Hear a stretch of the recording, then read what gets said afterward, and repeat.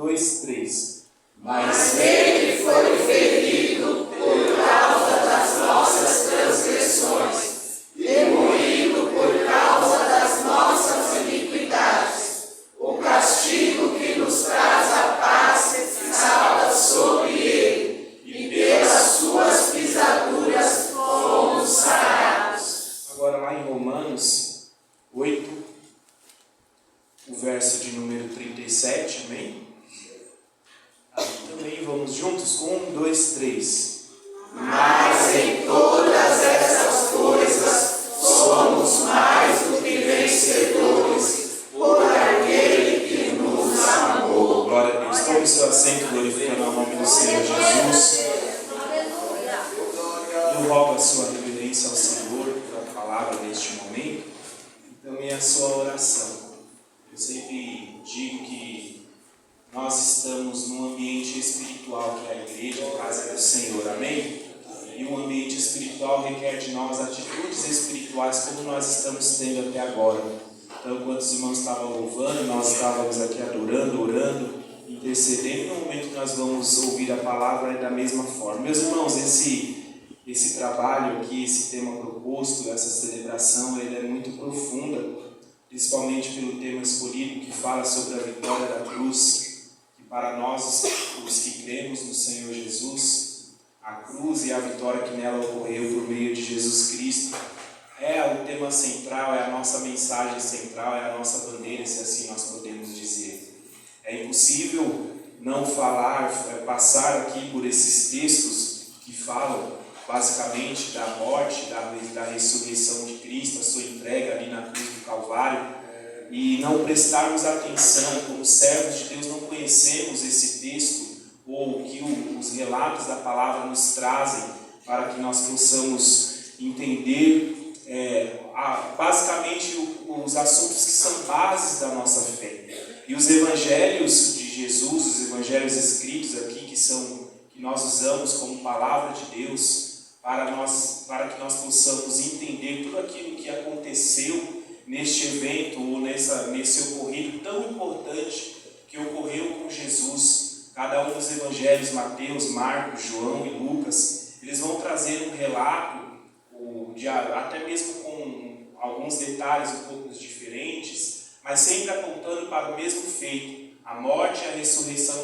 de Cristo ali na cruz do Calvário, de forma que não temos como passar por a obra de Cristo, não seria completa se Jesus deixasse de fazer qualquer um dos seus atos. Primeiro, quando ele se entrega ainda ali ao Getsemane, se permite, ele já havia sinalizado aos discípulos quando ele caminhava com eles, ensinando, mostrando, preparando eles para tudo aquilo que eles iriam vivenciar, tudo aquilo que eles dariam continuidade por conta da missão que Jesus atribuiu a eles através do seu chamado. Ele já havia dito, está escrito em Marcos capítulo 9, verso 31, que importava que ele fosse se entregue na mão dos homens, fosse ali maltratado, ele iria até a cruz e seria morto, mas ao terceiro dia ele iria ressuscitar. De forma que tanto a entrega de Jesus quando ele é preso, a sua morte ali, a sua entrega na cruz, todo o seu sofrimento e a ressurreição, ela completa toda a obra de Cristo. Sem a entrega de Cristo, sem a sua morte na cruz do Calvário e principalmente sem a ressurreição, que vai garantir a nós, juntamente com o sangue que foi derramado, com a sua entrega, toda a zombaria que foi feita com ele, porque ele carregou a cruz, como foi mostrado aqui. As Escrituras vão nos dando os relatos, mas é a ressurreição, meus irmãos, que é a grande vitória que nós, como igreja, e nós que cremos em Jesus, tivemos com a entrega de Jesus na cruz do Calvário. A ressurreição, como está escrito, por exemplo, no texto de João, no Evangelho, juntamente com Lucas, cada um deles vão trazendo um pouquinho da visão daquilo que ocorreu. E o fato principal, nós temos que olhar um pouquinho para tudo que aconteceu enquanto Jesus estava nesse processo da sua entrega, da sua morte, até o momento que ele vai ressuscitar ali e trazer novamente a esperança ao coração dos discípulos. Quando Cristo se entrega, aqui eu peço aos irmãos a atenção para que a gente entre um pouquinho nessa história. Imagine você, como a mente dos discípulos, no momento em que Jesus ele se entrega, ele é morto, ele é crucificado, crucificado, e os discípulos que andaram com ele por basicamente 3 anos, no tempo que Jesus estava ali, até o momento que ele os escolheu. Jesus andou por aquelas terras, e num determinado momento ele vai trazer os discípulos para próximo de si, para que eles pudessem ver, ouvir, aprender e pôr em prática no momento certo. E agora aqueles homens, muitos deles que abandonaram tudo para seguir o Mestre, homens que vivenciaram milagres, homens que ouviram a palavra do Cristo que nós, se pudéssemos, estamos ouvindo aqui, mas a seria se nós tivéssemos a oportunidade de ter caminhado um dia, um ano, um mês, uma hora com o nosso Jesus, como os discípulos tiveram. Foram 3 anos que homens simples tiveram, como Pedro, que foi, deixou a pescaria, deixou os seus afazeres ali, foi andar com Jesus e testemunhar ocularmente milagres, como de Lázaro, que ressuscitou, o filho da viúva de Naim, pessoas possessas como Gadareno, que tinha uma vida privada com uma opressão maligna, mas agora o próprio Cristo vai em direção àquela sepultura, aquele sepulcro, cemitério, onde aquele homem dominado por uma legião vivia, e agora ele vai ver, eles vão ver Jesus libertando aquele homem, ninguém queria se aproximar. Foi esse Cristo que os discípulos andou próximo a ele, mas quando chega o evento, o momento da ressurreição, a Páscoa, o momento onde Jesus vai se permitir ser entregue para cumprir todo o seu propósito, e no momento em que ele é entregue e morto ali na cruz do Calvário, até aquele momento da sexta-feira, no sábado, enquanto o silêncio toma conta de todo o coração dos discípulos, né, porque eles eram próximos, mas de toda aquela multidão, daqueles que creram, porque os irmãos sabem, os evangelhos relatam de tantos milagres que Jesus fez, multidões afluíam, multidões foram curadas, milagres que João também diz que muitas coisas foram feitas, dos quais não estão nem escritas, não foram relatadas, que foram tantas que nem, ele usa uma figura dizendo que nem todos os livros do mundo seria capaz de conter os milagres que foram feitos. Mas aí nós vamos ver agora, imagine a mente desses homens que deixaram tudo, que abandonaram, pessoas que tiveram seus milagres, mas agora estão vendo ali o Cristo crucificado e ainda não tiveram a garantia da ressurreição. Até esse exato momento eu quero chamar a sua atenção. Enquanto Cristo ainda não ressuscitou, o coração dos discípulos, está escrito aqui, o Evangelho de João, capítulo de número 20, a partir do verso de número 19, vai nos dizer que os discípulos, eles vão retornar com medo por conta da situação que sobreveio, por causa da morte de Cristo, enquanto ele ainda não ressuscitou e não apareceu a eles. Eles vão lá para o cenáculo, que é o lugar onde Jesus, no capítulo 13 de João, manda eles se reunirem para servir a ceia a ele, para estar ali participando de um momento de comunhão com mesa, onde o próprio Cristo vai dar a eles instruções profundas para que eles pudessem manter a sua fé, a sua vida espiritual. Dentro do cenáculo, Jesus compartilha do pão com eles, dizendo: olha, vocês vão fazer isso aqui, vocês vão participar da mesa, até que no dia em que lá no céu, junto com meu Pai, vocês vão participar juntamente comigo, com todos aqueles que eu tenho. E ali o Evangelho de João, capítulo 1, João é o único que registra que naquele dia, pastor Jonas, Jesus fez o ato de maior humildade. Ele, como mestre, vai pegar ali a bacia, vai lavar os pés dos seus discípulos, daquele que estava na mesa, mas que dali a alguns minutos iria trair ele, daqueles que estavam ali na mesa também, compartilhando, mas tinham aquele sentimento de grandeza. E Jesus, conhecendo o coração de todos e não destratando, porque ele não destratou Judas porque eu iria traí-lo, não destratou de Pedro porque sabia que ele ia negá-lo, mas ele lavou os pés e deixou em grande sangue. Se eu, que sou maior que qualquer um de vocês aqui, estou lavando o pé de vocês, todos vocês têm que lavar os pés um dos outros, para que vocês possam dizer: eu tenho parte com ele. Porque quem não tiver uma espiritualidade que seja capaz de lavar os pés dos outros, não pode dizer que tem parte com ele. Louvado seja o nome do Senhor. De forma que o cenáculo é um lugar onde os discípulos vão trazer memórias especiais para o seu coração. Era o lugar onde eles se reuniam para orar, era o lugar onde eles se reuniam e viveram a maior experiência de ter o próprio Cristo servindo na mesa. Mas agora, com o evento da ressurreição, da morte de Cristo na cruz do Calvário, nós vamos ver que o cenáculo vai ser tomado por um lugar, um ambiente onde um dia estava a presença e a alegria da mesa sendo servida e da ceia. Vai ser um ambiente agora de medo, de desespero, porque os discípulos, enquanto Cristo não aparece a eles após a ressurreição, eles estão dentro do cenáculo e a conversa é: o que nós vamos fazer agora? Mas Jesus já tinha advertido, o Filho do Homem vai ser entregue, importa que ele ressuscite no terceiro dia. Mas o medo vai entrar no ambiente, o cenáculo é para nós como se fosse a nossa igreja, o lugar da reunião, o lugar da oração, o lugar da comunhão, o lugar das verdades, porque Jesus colocou verdades na mesa, falou quem ia trair, falou quem tinha dificuldade, ensinou que deveria lavar os pés, de forma, meus irmãos, que o cenáculo representa um ambiente espiritual que nós devemos olhar e devemos ter o zelo por ele. É no cenáculo que o nosso Deus continua orando e falando para nós. É no cenáculo que nós sentamos à mesa todos os meses para dizer: eu ainda creio, aleluia, trago a memória, como Paulo disse lá em Coríntios 11, eu vou trazer a memória até que ele venha, que o meu Cristo ressuscitou e eu tenho aliança com ele por meio da ceia de Cristo. Foi no cenáculo que eles vão se reunir para ter experiências espirituais. Mas enquanto está ocorrendo esse momento que Cristo ainda não apareceu, o inimigo, eu acredito que por um objetivo espiritual, vai fazer com que os discípulos, até que Jesus ressuscite e volte e se apresente a eles ressurreto, eu acredito que uma estratégia do inimigo foi de fato colocar no coração deles o medo. O que vai ser das nossas vidas agora?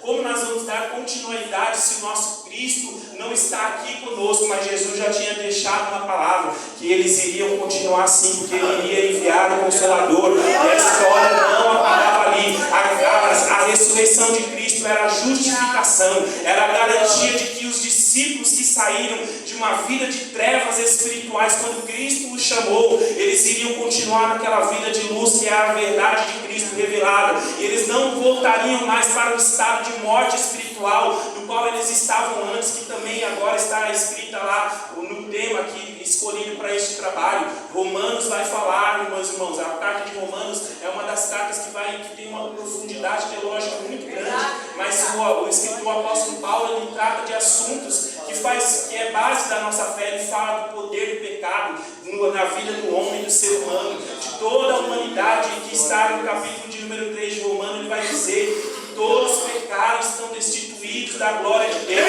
Mas aí no capítulo de número 4 ele vai dizer que por conta da ressurreição de Cristo, aleluia, por conta da ressurreição de Cristo, nós os que cremos em Jesus, que ressuscitou dos mortos, nosso Senhor, nós, o qual por nossos pecados foi entregue e ressuscitou para nossa justificação. Romanos vai dizer: o pecado é o poder que deixou a humanidade muito tempo por debaixo do poder das trevas, do poder da opressão, e o pior de todos, qual era? A incapacidade de adorar, de servir a Deus, de buscar a presença de Deus por conta daquilo que ocorreu lá no Éden, com a desobediência de Adão e Eva, e aí encerrou todos debaixo do pecado. Mas a ressurreição de Cristo é a garantia de que todos nós podemos, quem pode levantar a mão, podemos levantar a mão e dizer: nós somos filhos, nós somos servos, por conta da ressurreição nós somos justificados, e agora nós não precisamos voltar para uma vida de escuridão, uma vida onde o inimigo nos oprime, uma vida onde o pecado nos domina, mas por aquilo que Jesus fez na cruz do Calvário, nós podemos entrar no cenáculo novamente e dizer: só o Senhor é Deus, eu tenho glória para Ele, eu tenho aleluia para Ele, eu tenho lágrima para Ele, eu sinto a Ele com os meus dons, porque Ele ressuscitou e eu posso adorá-lo. Quem já sentiu a presença de Deus nesse lugar? O Cristo vive e está aqui conosco nessa noite. Então a ressurreição vai nos mostrar, dentre tanto os assuntos tão profundos que ela nos mostra do evento, a vitória da cruz, a ressurreição de Cristo, que traz a nós a justificação, vai mostrar que a vida de treva, a escuridão que os discípulos estavam vivendo antes de Cristo, não precisava novamente dominá-los, porque o Cristo que o chamou e ressuscitou garante, aleluia. E aí o mesmo Evangelho de João, no capítulo de número 20, vai mostrar, e Lucas detalha no capítulo 1 de Atos, escrevendo a Teófilo, que pelo menos por 40 vezes ele vai aparecer. Ele vai aparecer algumas vezes para os discípulos, para fortalecer a fé deles, relembrando enquanto eles estavam dentro do cenáculo. E quando eu estava meditando para essa palavra, esses ocorridos do cenáculo me chamou a atenção, pastor. Porque se nós pararmos para observar, no momento que está acontecendo tudo isso, que Jesus já ressuscitou, mas ainda não apareceu, o coração dos discípulos está com essa ansiedade, esse medo,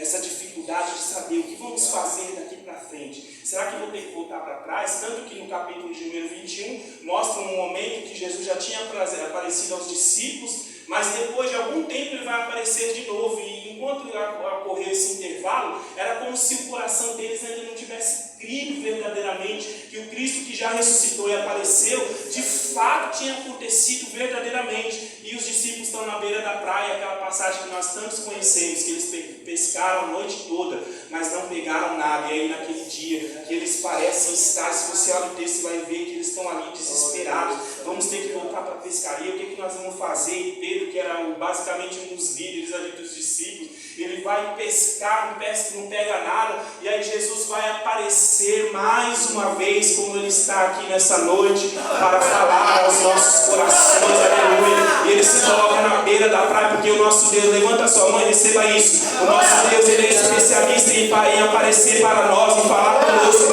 nos momentos da dificuldade da nossa vida. E foi isso que o meu coração foi inspirado a dizer, que muitas vezes o inimigo quer olhar, deixa a mão levantada, ele quer olhar para os ambientes onde a gente cultua como cenáculo, que pode ser também a nossa casa, que pode representar o nosso ministério, porque fala de mesa, fala da nossa espiritualidade. Aí o inimigo olha e diz: é dentro do cenáculo que eu vou oprimi-lo, é no momento dessa dificuldade que eu vou mostrar para eles que não está valendo a pena. Mas Jesus Cristo vai aparecer no cenáculo e vai dizer: Pai, seja convosco.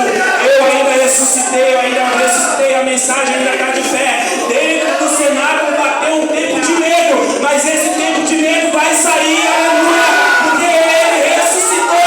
O cenáculo vai voltar a ser, aleluia, um lugar de oração. O cenáculo vai voltar a ser um lugar onde Deus fala conosco. Eu tenho uma palavra para você nessa noite. O cenáculo ainda é um lugar de manifestação de Deus. A sua casa ainda é um lugar de presença de Deus. Deus não quer os seus discípulos com medo. O cenáculo é um lugar de visitação. Levante a sua mão e bendiga o nome do Senhor.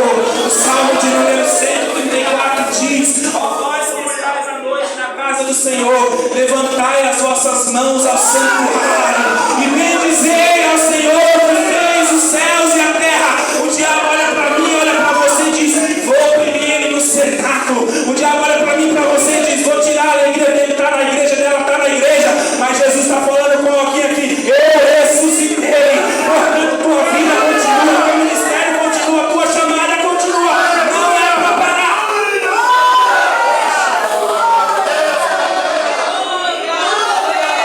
E tudo isso, o inimigo está trabalhando. Vão atingir no cenário, vão atingir na beira da praia, e o coração dos discípulos estão dessa forma. E aí a importância de olharmos que o Cristo que ressuscitou, ele vai falar com os discípulos. Como eu disse, cada um dos evangelhos vai mostrando uma vertente desses relatos, daquilo que aconteceu na cruz. Mateus e Marcos mostram o Cristo, e o Cristo que aquele que foi crucificado de fato ressuscitou. Em Mateus vai basicamente dar uma ênfase que o Emmanuel, o Deus conosco, ressuscitou e continua vivo, Ele está conosco aqui, aleluia. Louvado seja o nome do Senhor Jesus. E em João, ele basicamente em Lucas, ele confirma a fé dos seus discípulos. Olha como é importante, meus irmãos. E aqui eu não quero só trazer um relato de tudo que ocorreu, porque para isso os irmãos, além da capacidade, da inspiração que o Espírito Santo dá, nós podemos ler a palavra, ouvir e entender. Mas o que eu quero trazer como ênfase dessa mensagem é que muitas vezes nós estamos assim, sendo tentados a viver uma vida antes da ressurreição. Antes da ressurreição era o medo, a opressão, o jugo. Não tínhamos vitória sobre os nossos inimigos, nunca teríamos. Mas quando Cristo morre e ressuscita, Ele está dando a garantia de que nós somos justificados. Portanto, não precisamos mais, como os discípulos quase voltaram, dentro do cenáculo, voltaram a viver um ambiente de opressão, dentro do cenáculo de uma vida espiritual, viver uma vida de medo, como Romanos está escrito, uma vida totalmente longe da comunhão com Deus, totalmente longe da capacidade de adorar a Deus, mas porque Ele nos justificou. Nós podemos, Jesus no Evangelho de João, ele está confirmando a fé dos discípulos. Olha, vocês não precisam ter medo, vocês precisam ter paz no coração. Porque o que eu falei a vocês, ela vai continuar. E os discípulos estavam sendo tentados a entrar num estado espiritual de desânimo, de desespero. desespero, de angústia. Mas Jesus aparece para eles nesse evento para dizer assim: Pai seja convosco. Eu quero te dizer isso como profecia, porque o Senhor sabe para quem está falando. Levante a sua mão se você pode, receba. Pai seja convosco. Que haja paz na tua casa, que haja paz nesse altar, que haja paz nessa igreja, que haja paz sobre os seus filhos. Eu não sou de pedir para fazer isso, mas eu creio que quando é inspirado por Deus com verdade, eu acredito que serve para edificação. Se você pode, diga para quem está próximo a você que haja paz na sua casa, que haja paz sobre o seu coração. Jesus nessa noite está te dando paz nesse ambiente. Haverá paz lá no teu lar. Aleluia! Que haja paz. Porque a questão era, o inimigo queria confundir a fé, mas Jesus estava dizendo: eu ressuscitei e vocês são justificados. Muito interessante isso, meus irmãos, porque nós estamos aqui alegres, servindo a Deus, basicamente uma festividade, honrando o nome do Senhor, mas é só Deus que sabe como está o nosso estado espiritual.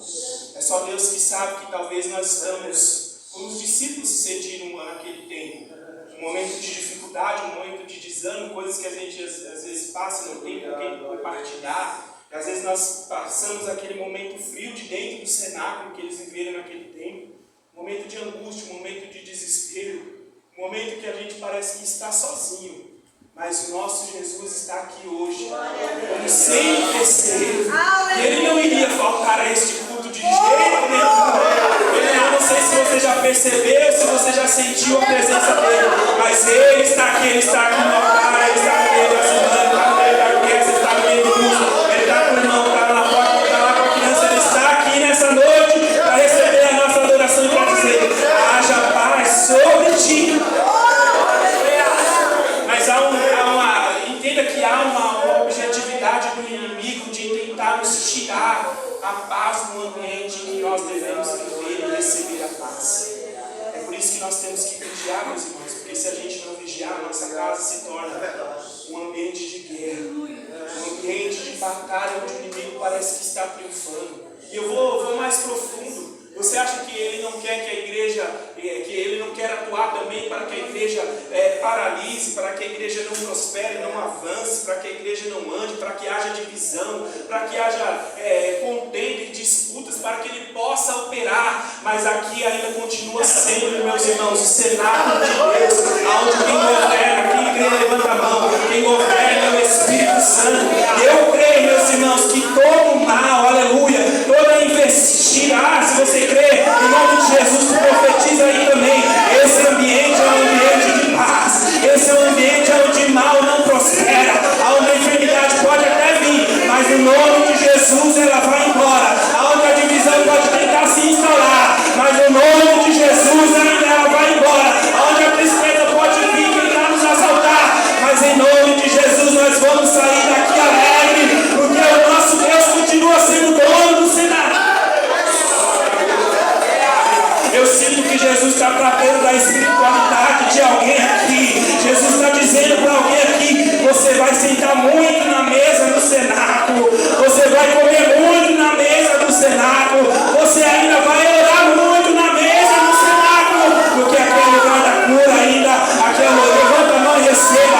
Tem libertação para a tua vida, tem libertação para a tua casa, tem libertação para a sua família, vai ter vida. Sabe por que a ressurreição nos justifica? Sabe o que é a justificação, irmãos? É não condenar.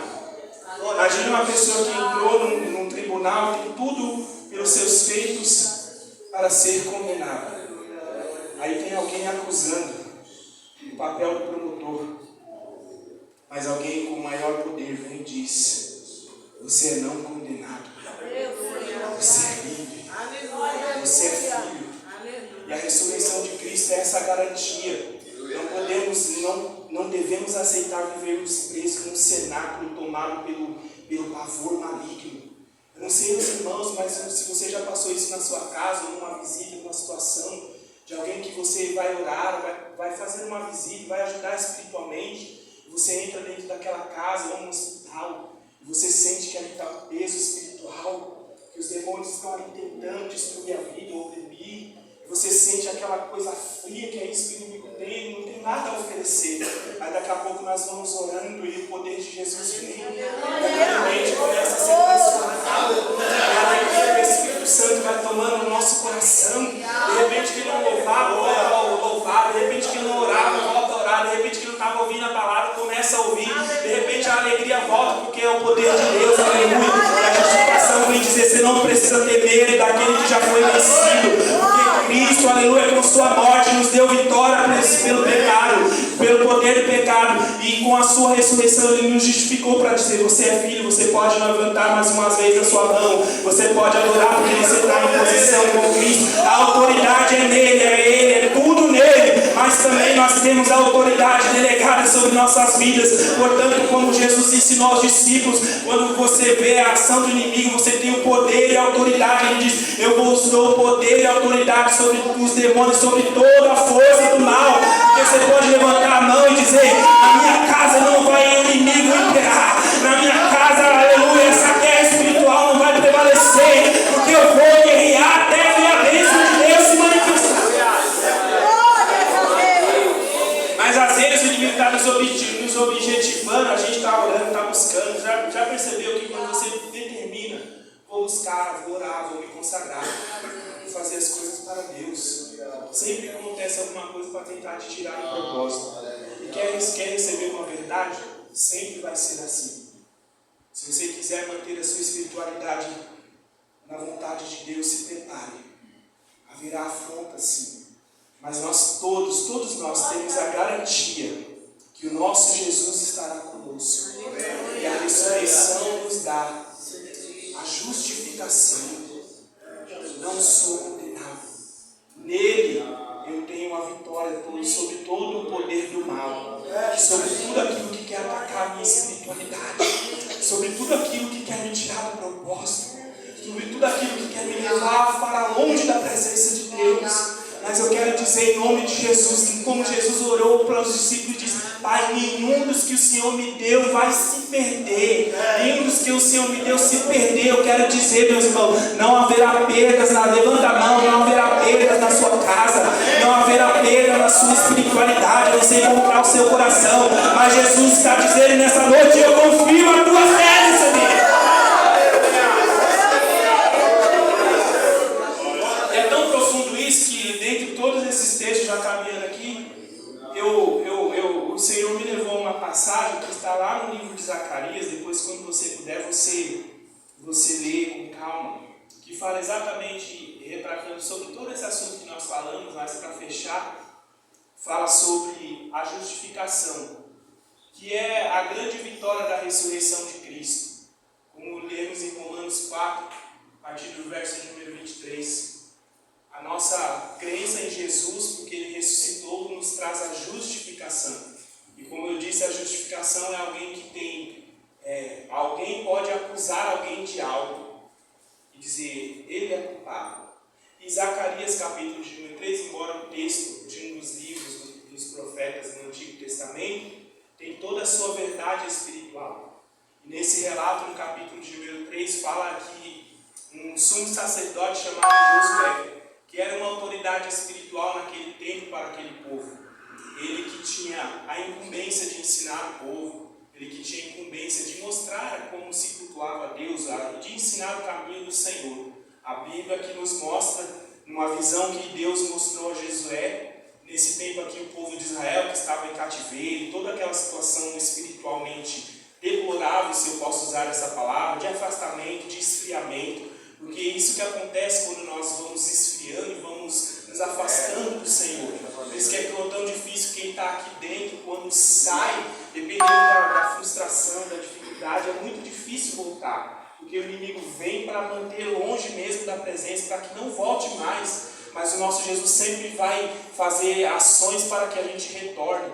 E aqui no capítulo de número 3 mostra esse homem que, pelo que o texto nos mostra, ele estava sendo acusado pelo próprio Satanás, dizendo, como se estivesse dizendo assim, olha, este homem, o sumo sacerdote, ele não pode exercer, é como se ele tivesse perdido toda a sua autoridade espiritual. E agora Deus dá uma visão ao profeta Zacarias, mostrando aquele grande homem de Deus, mas também o acusador, o adversário Satanás, o acusando. E aí ele acusa como ele faz com qualquer um de nós que estamos aqui. Por isso que a culpa, meus irmãos, muitas vezes é muito difícil da gente, mesmo Deus nos perdoando, a gente aceitar que fomos perdoados, a gente receber o perdão. Por isso que quando nós como somos magoados em situações de pessoas, família, brigamos, às vezes a gente cultiva, e a palavra nos ensina, e Jesus vai mais profundo com Pedro, dizendo assim, se for preciso, perdoe seu irmão 70 vezes 7. Se for preciso, você perdoa, porque Jesus sabia o estrago que se faz quando a culpa está alojada dentro do coração. E esse homem, o sumo sacerdote, a autoridade espiritual daquele momento, que pode representar qualquer um de nós aqui, usando uma figura de linguagem, representando a nossa espiritualidade, o inimigo está o acusando. Você não pode oferecer o seu culto a Deus, você não pode falar daquilo que você não viu, você não pode, mas aí o próprio Deus que o conhecia, e a ênfase do texto de Zacarias era basicamente a justificação.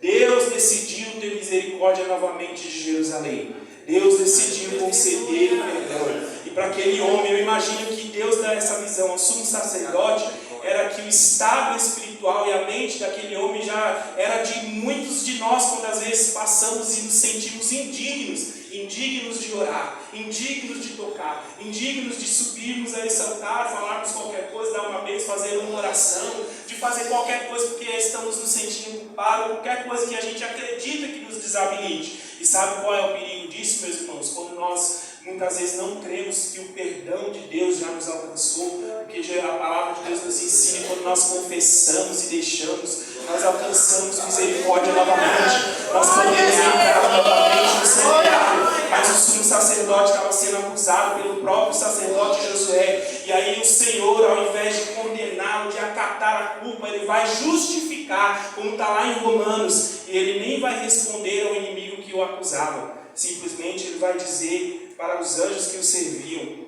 eu vou fazer passar a iniquidade deste homem. Coloque vestes novas nele. Justificação. Josué, você é um não condenado. Sabe de uma coisa? Seu inimigo tem a razão de te apontar, mas nessa noite eu estou silenciando a voz dele para dizer que você pode. Teve gente que já levantou a mão porque entendeu. Levante a sua mão. Eu quero dizer a justificação de Deus pela cruz, pela ressurreição, para dizer para todos nós aqui: as suas vestes estão limpas, o seu coração ainda é morada, aleluia, do Espírito Santo.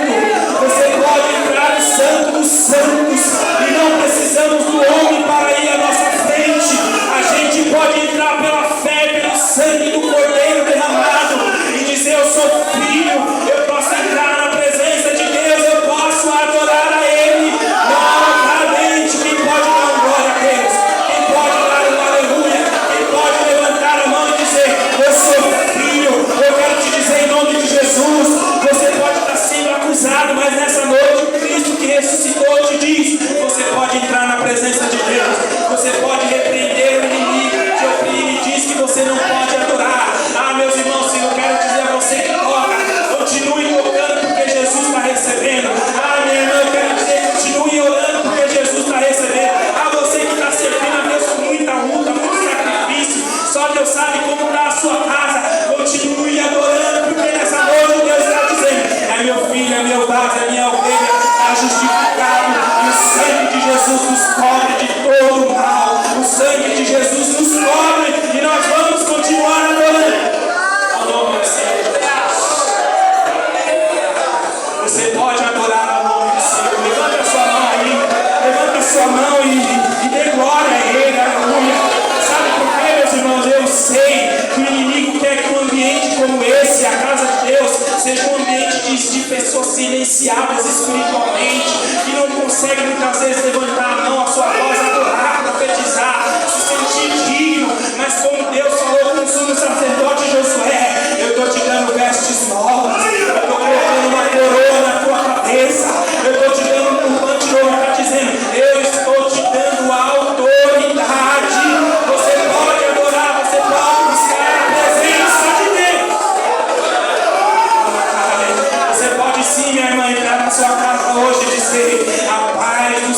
vai reinar nesse lugar. Você pode profetizar nessa casa de oração. Essa casa sempre será alvo da presença do Espírito Santo. Nós temos que vencer, meus irmãos, é contra nós mesmos. Porque o inimigo vai olhar para você e vai dizer: você não pode, você não deve. Mas Jesus está nessa noite dizendo: eu ressuscitei, eu te justifiquei. Como foi para os discípulos, ele serve. Por isso que os discípulos nos cenáculos foram obrigados a voltar para uma vida de escuridão. Mas o Cristo aparece, ressurreta, se coloca no meio deles. Engraçado, né? Jesus aparece e põe no meio. É como se estivesse dizendo assim: olha para o centro, para o local onde eu estou me posicionando, e olha para mim. Eu deixo a vocês a minha paz. A minha paz vos dou. Levante a mão, termino com essa palavra dizendo: a ressurreição de Cristo é o próprio Deus dizendo a nós: não volte a viver na escuridão da sua existência. Não volte a viver na escuridão espiritual. Ele ressuscitou. E você, como filho, pode sim viver uma nova vida em Cristo. Que no nome do Senhor, com as mãos levantadas que nós estamos, que as nossas mãos nunca se abaixem, aleluia, para entregar os pontos, mas que sejam sempre mãos levantadas que vai declarar: não eu, mas Ele me justifica. Não eu, mas pelo sangue. Não eu, mas pela vitória da cruz eu vou continuar